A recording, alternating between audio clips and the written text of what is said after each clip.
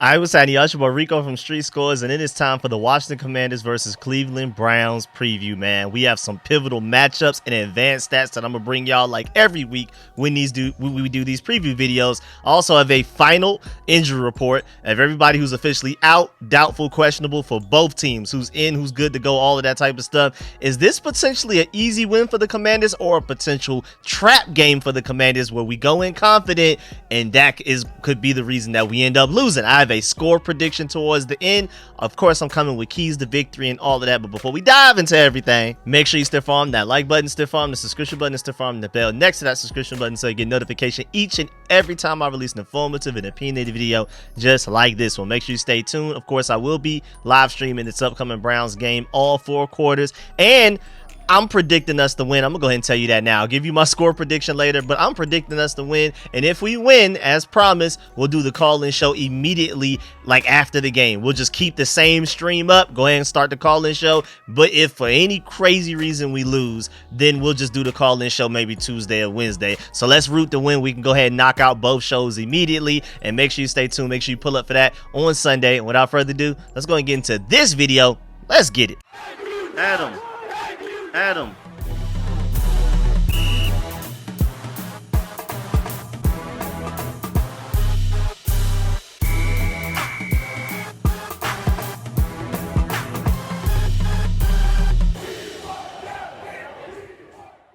All right, so first of all, I think a really interesting stat that I want to throw out there is the fact that the Washington Commanders do not leave the state of Maryland for the entire month of October, and it starts with this game at home versus the Cleveland Browns. Imagine how hyped this stadium is already about to be coming into this game, being 3-1 for the first time I can remember in I don't know how long, and even other previous times we've been 3-1 before. It didn't feel this optimistic. Like, it didn't feel like we had the best offense in the NFL, and the defense is improving.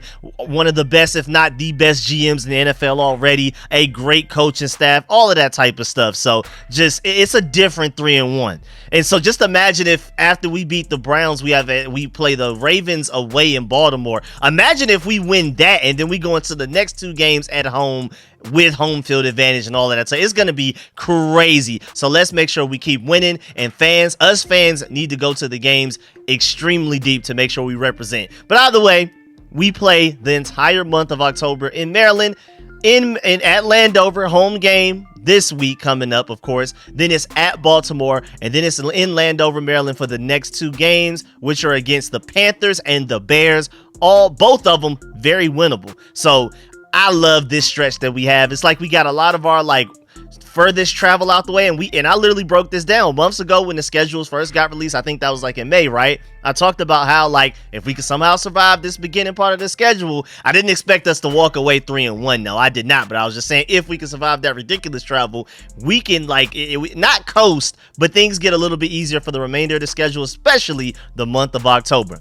Also, shouts out to Mason Kinahan for comparing these stats. Here's where the defenses the Commanders have faced so far rank in defensive EPA per play. Week 1, Tampa Bay 21. Week 2, New York Giants 20th, then Cincinnati 26th, and Arizona 28th. Whereas our next 4 opponents, now granted they all will be in Maryland, but defensively they have better EPAs per play. Cleveland 12th. Baltimore 18th. Carolina 24th, terrible, but then Chicago 3rd. So compared to the defenses that we faced so far this season, our next 4 opponents are overall better. But then again, at the same time, I feel like, that is true relatively. You can even look just on paper, and I feel like the previous 4 teams we played, defenses aren't as good as the next 4 teams that we will play. But at the same time, the reason that these defenses have such bad EPA per plays is because they went up against our offense. I feel like it's more so our offense is great, so that's why their defense looks worse. Then their defenses are bad, that's why our offense is great. But I can't wait, because again, the Cleveland Browns are 12th in EPA per play, and we put up 30 or more against them to make it look easy like we've been doing the past few weeks. Then I don't want to hear nothing. So let's go ahead and move on and start diving into a lot of the most important matchups. First of all, I really want to emphasize our run game versus the Browns defense. That's going to be a very pivotal matchup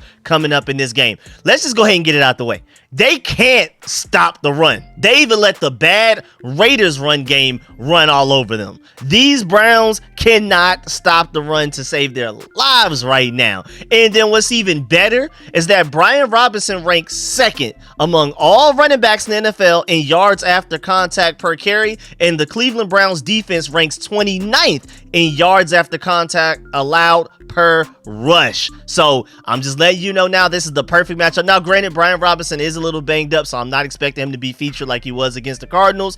But that matchup alone, even Austin Eckler, you throw him in there. Jeremy McNichols. Remember, we have Austin Eckler back. He's healthy. I already did a whole video breakdown on everybody that we're getting back healthy, the guys that aren't healthy, including Noah Brown. But we're still going to do a final injury report towards the end of this video before I give you my official score prediction. So stay tuned for that as well. But just a heads up, Brian Robinson is expected to play. He's technically a game time decision, but he even tweeted a thumbs up just a few hours ago. So just to review, Brian Robinson is the second best running back at getting extra yards after contact, and the Browns defense is 29th, bottom 3 in the NFL at allowing running backs to do that. So that's an easy matchup right there. Also, the Browns run cover 1 40% of the time.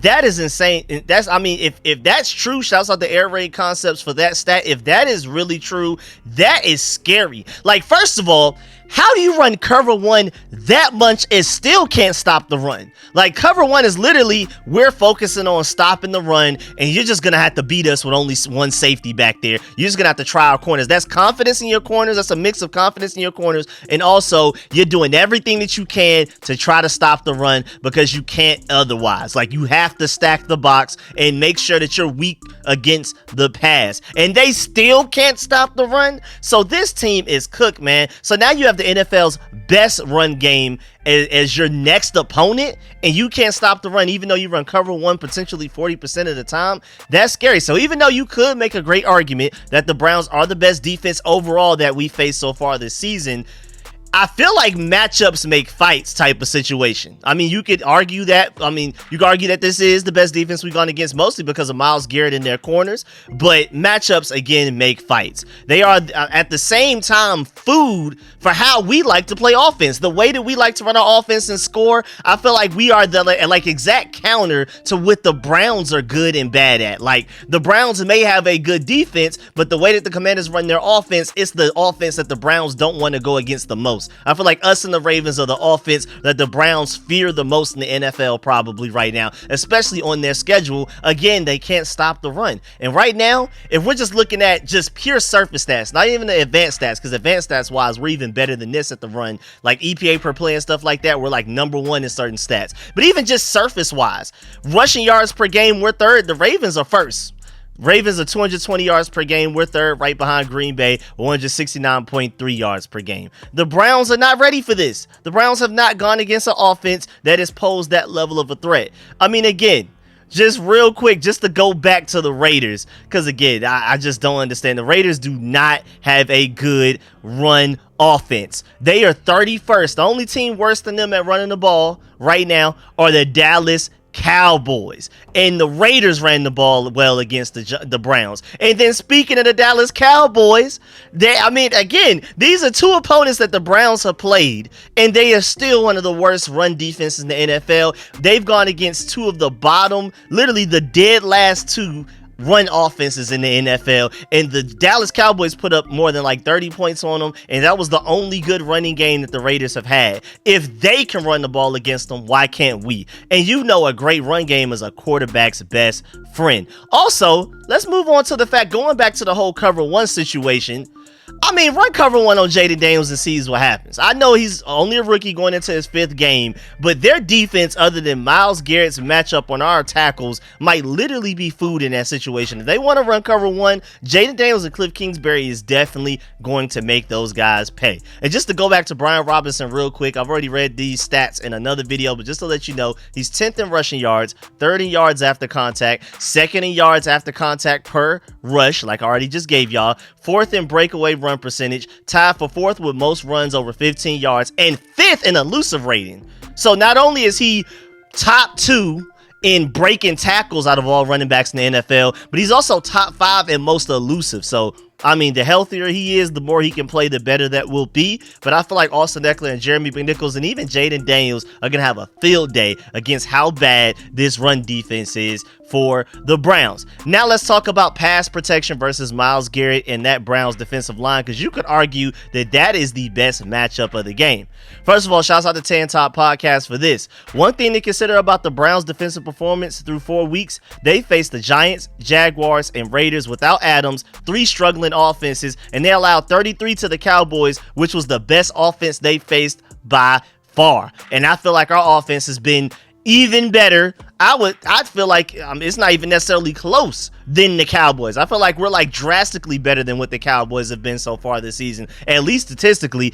I know some people are saying that, yeah, this Browns defense is the best defense we faced all year. How about this offense is the best offense that the Browns have faced all year? So we'll see if, what happens when an unstoppable force meets an immovable object, I guess. But again, for reasons I've already explained with their run defense, I don't feel like this is as much of an immovable object as some people probably view it. Now, honestly, Myles Garrett and the Browns D-line is probably, again, the best matchup of the day versus our offensive line. Like, that may play the largest role in who wins this game. If we can win that matchup of our offensive line, these tight ends and wide receivers can all help, and we can win that matchup, we will definitely win this game. Because Garrett is playing like the best pass rusher in football. He has a pass rush win rate of 36%. That's first among all edge rushers and defensive tackles in the entire NFL, and he's 5th in the league with sacks with 4. So we got to do well against that. But at the same time, if you look on the screen right now, and this is not necessarily all year,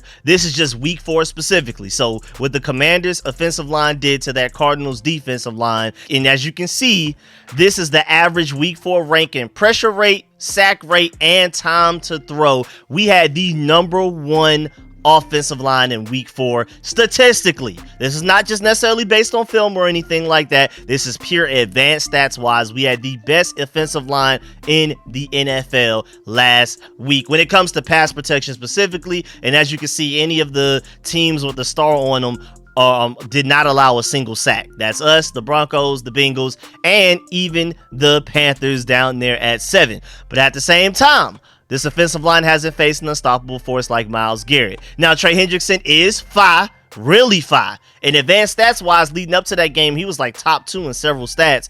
And then, of course, after the way that we did a good job against him, even though he did beat Brandon Coleman inside for a sack at one point in that game. But I'm pretty sure he's not top 2 in those stats anymore after what our offensive line did to him. I love Trey Hendrickson. He's fire, but he's not Myles Garrett. But just in case, on top of all of that, we have running backs and tight ends that can even help and contribute.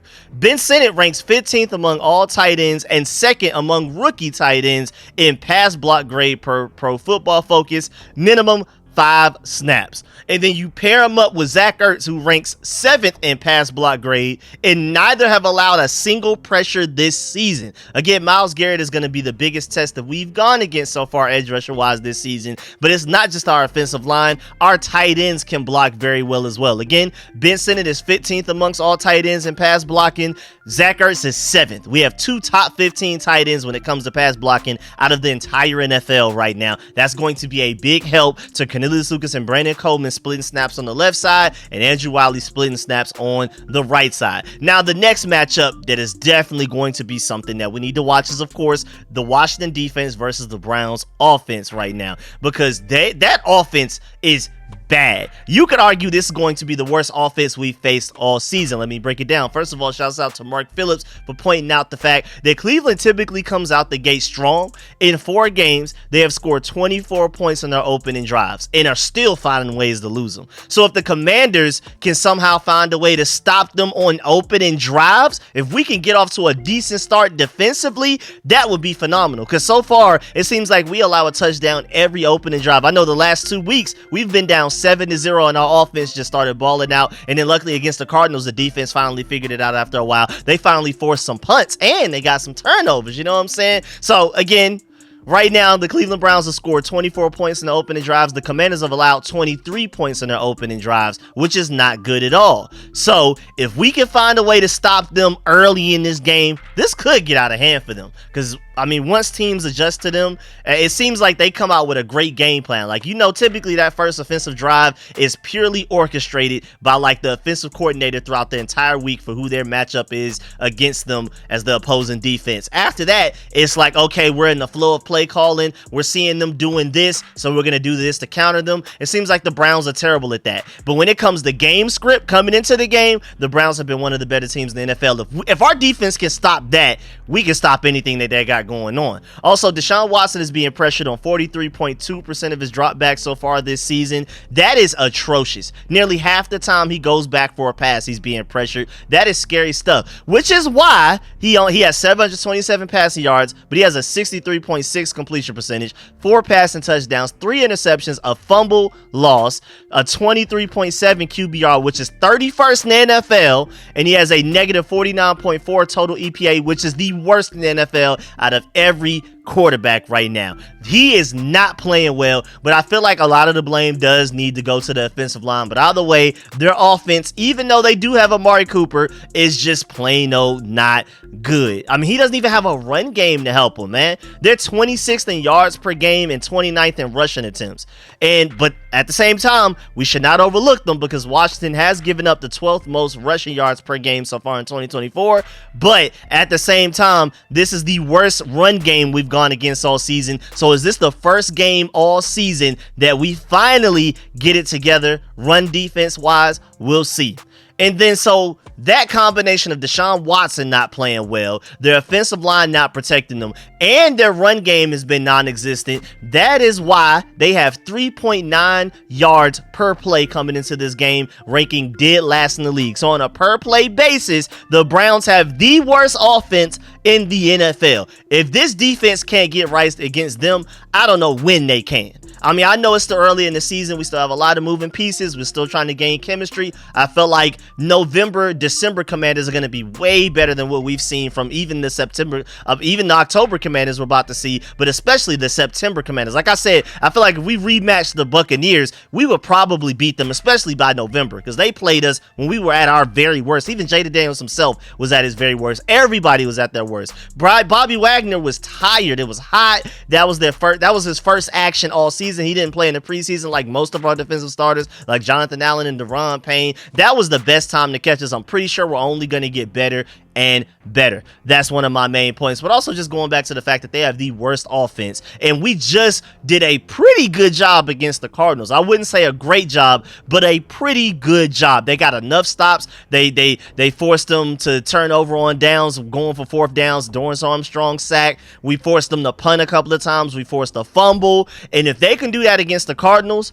they can definitely do that against the Browns. The Cardinals offense is easily better than the Browns offense. So I'm expecting this defense to even have probably one of the better games it's had this season. And then to make it even worse, their offensive line is not only just straight up bad, like just by itself on paper, but then they also have injuries on top of it. So this is the time for that D-line to eat, man. If they can ball out against the Cardinals O-line, I don't see why they can't do it against the Browns O-line. And I need Jonathan Allen and Deron Payne to step up. Now, they played better against the Cardinals, but I'm still waiting for them to really start the ball out. And then shouts out to Zach Selby for this point. They got to do a great job defensively of keeping Deshaun Watson in the pocket. Right now, Deshaun Watson is at the root of the Browns' offensive struggles this season. His 61.5% completion rate isn't glaringly bad, but it is 27th in the league, and he's averaging the 3rd lowest yards per pass thrown, 4.9 out of the entire NFL. He's also fumbled the ball 4 times, 2 of which were recovered by opposing teams, and has thrown 3 interceptions. If there was one area where Watson is still elite, though, it's extending plays with his legs, evidenced by his 117 rushing yards so far this season. Preventing his escape will be a crucial part of the Commanders' game plan. And to my point, this defense just did a great job last week of keeping Kyler Murray's legs and running ability in check. And Kyler's even scarier with his legs than Deshaun Watson is with his legs. So I'm confident that they can do it, but it's still a big point of emphasis. Now moving on to 3rd downs. This is kind of random.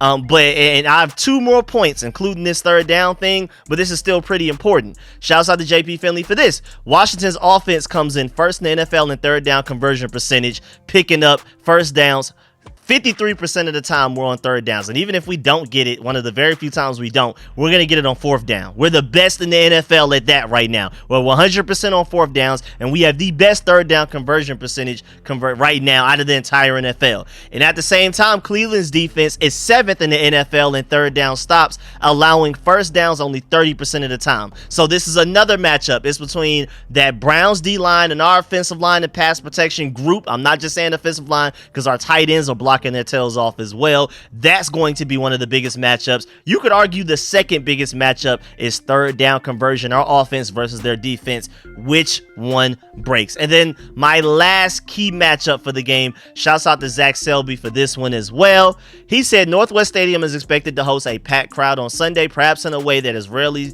been seen in recent years. The energy around the team has been further hyped by the growing national attention surrounding the Commanders, and many pundits have them as a top 10 team. If you haven't checked it out already, I did a full video breaking down where we are in everybody's power rankings around the internet, even just random guys with Medium articles that they write for themselves, not even like the big dogs like NFL.com and Bleacher Report, 33rd Team. I did all of those as well, Pro Football Focus, but I also included any power ranking that I can find on the internet. If you haven't checked that out, make sure you go check that out. But yeah, basically everybody for the most part has us top 10. Some people even have us top 7, top 5 in the NFL right now.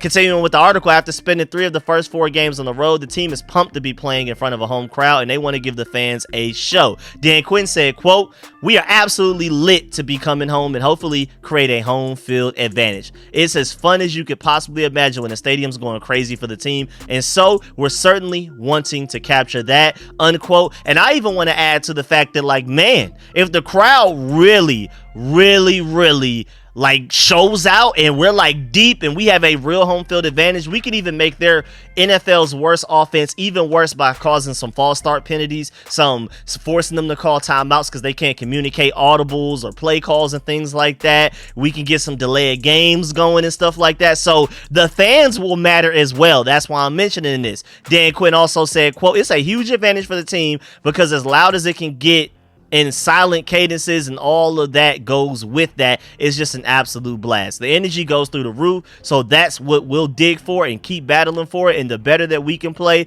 the more we can create that together," unquote. So he's acknowledging the fact that we have to win to bring y'all out, but y'all also have to come out to help us win. So it's a give or take, like it's mutual.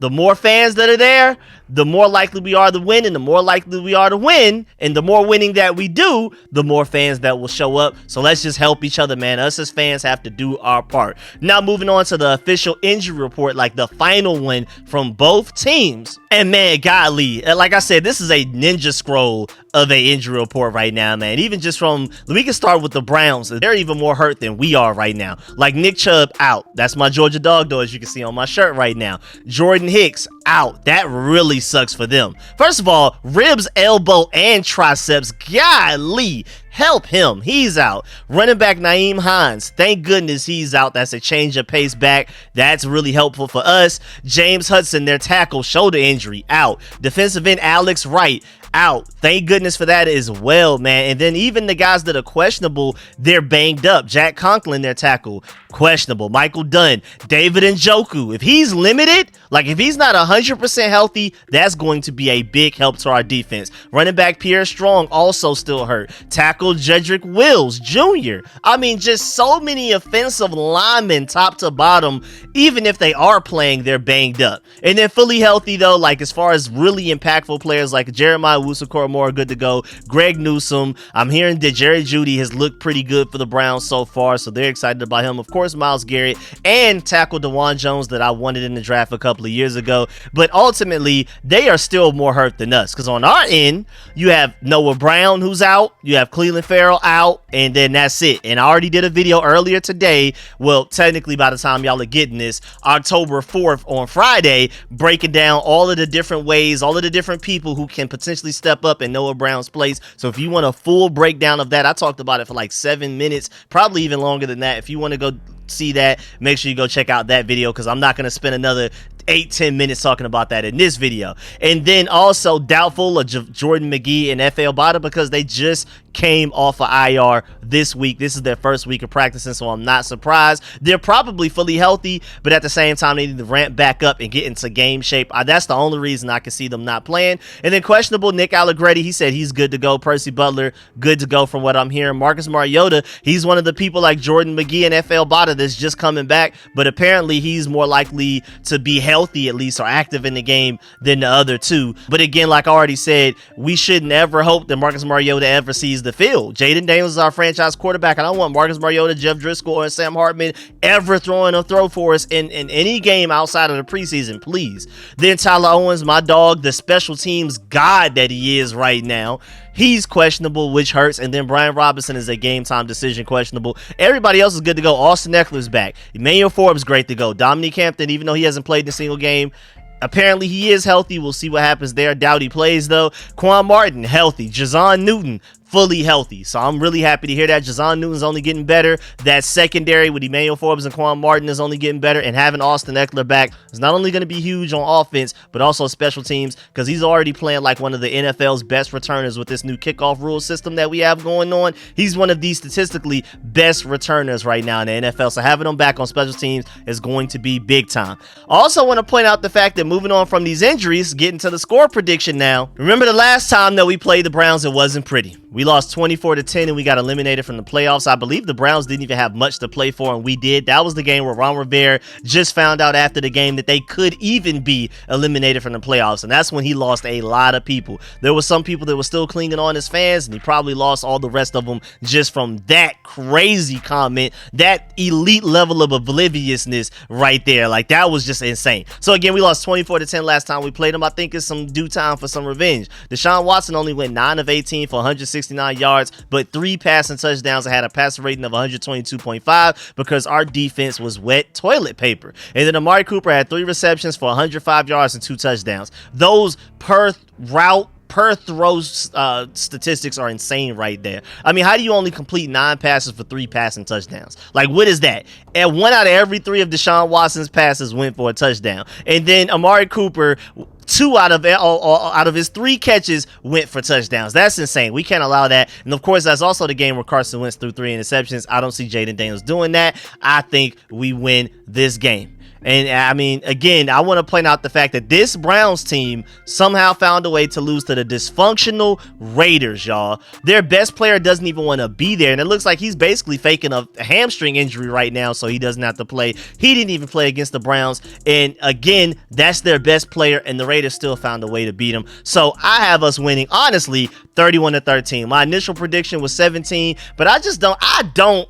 As bad as their offense is, man, I really don't see them scoring 2 touchdowns. I see them maybe scoring 1 and then maybe getting in the field goal range a couple of times to kick 2 field goals. But I don't really see much more than that. I'm not going to lie. And I think our offense is going to continue to look as great as they have the past couple of weeks. I mean, honestly, scoring 42 points to 31 is a regression. I was starting to lean towards potentially picking even more picks for us in my score prediction. I'm keeping it humble, in my opinion, by picking 31-13. And then now as you look on the screen, even NFL Network feels like we're going to win this game. Even the Commanders' biggest hater on the internet right now would argue, at least out of NFL Network, Adam Rank even has us winning. The only person that has us losing is Gordon by 2 points, just a measly 2 points. Whereas you have other people out here having us winning by double-digit points and things like that. Like even Shook has us winning 30-17, which is fairly close to my prediction. So right now, we're the overwhelming favorites. Even when you look at the betting odds right now, the Commanders are the biggest liability of the week so far. I can't recall the last time I said that. That is from Zach Lucas of Twin Spires Sportsbook. He's the director as well. So betting odds wise, we are the biggest liability. Basically, people are the most confident that we will win this game out of any other matchup in the NFL this week. And I'm not going to lie, this does make me nervous. I'm not gonna lie. All of this hype, all of this sudden belief in us, I don't want anybody to jinx us, man. I really don't, man. So can we just keep our heads together? Let's make sure we don't get a big head about it and make sure we just stay focused and do what we do and win this game and treat them just like we've treated everybody else, taking them extra serious and treating them with the utmost respect as far as our preparation and our execution. Let's not assume we'll win this game. Let's go out there and earn it. Also, just to let you know, they announced that we will be wearing our gold pants again with the burgundy jerseys. Last time we won the gold pants this season, we won. Hey, maybe it's a good luck charm. Maybe it's an indication that we'll win. Also, just a heads up, for those of y'all that will be going to that game against the Browns, you can buy a Jaden Daniels black jersey, the black edition, at the team store, but you may want to go ahead and get it as soon as possible because they probably will sell out. Jaden Daniels is the #1 selling jersey this past week on NFL Shop and Fanatics, so I know people are going to be trying to swarm that stadium to get that black jersey at the stadium, so make sure you go ahead and get that. I want to get one as well, but I won't be attending the game, so I'm kind of sad about that. And then also, before we go, only reason I'm really bringing this up is because Austin Eckler plays for our team. This is really interesting. He spoke on behalf of the NFLPA. He said over the past 3 years, the NFLPA has tried to work with the NFL and Pro Football Writers of America to move media interviews out of locker rooms. However, there has been little willingness to collaborate on a new solution. Players feel that locker room interviews invade their privacy and are uncomfortable. This isn't about limiting media access, but about respecting players' privacy and dignity. And then he goes on with an even further statement. And basically, they're saying they're about to stop allowing people to interview them in the locker rooms, especially after games. And I think it was Torrey Smith that said that he's experienced some crazy stuff in locker rooms for media members, and he feels like he's just being watched in weird way, all kinds of stuff. So a lot of players are stepping up, even on Twitter and on the internet, like, yeah, I completely agree. They should have been stopped it. So also, just to let you know, Austin Eckler is the one that officially tweeted this himself from the NFLPA. So again, I just wanted to bring this to y'all attention that you may start hearing some things about media members not being allowed in locker rooms. I wanted to make sure you were one of the first people to know that if you made it this far in this video. That's kind of your reward for making it this far. But yeah, man, that's the end of this video. Please get in the comment section. Let me know how you feel about everything discussed in this video. Please stiff arm that like button, stiff arm that subscription button, and stiff arm the bell next to that subscription button so you get notification each and every time I release an informative and opinionated video just like this one. Make sure you stiff arm that like button. Of course, let me know in the comment section how you feel about this game. Of course, let me know if you agree or disagree with any of my statements, any of my stats, any of my predictions, any of my matchups. Let me know what I missed that I didn't talk about, that I should have talked about, that you feel like I should have in this video. Let me know your predictions. Let me know what you feel like are the most important matchups. Where do you feel like we have our biggest strengths to their biggest weaknesses that we could take the biggest advantage of? Of course, give me your score predictions as well. Let me know who you think will win and why. Of course, I'm gonna try to read and reply to as many comments as I possibly can. I really appreciate y'all. Again, make sure you stiff arm that like button on the way out. I will be live streaming that game, so make sure you pull up. Catch y'all later. Appreciate y'all. I'm out.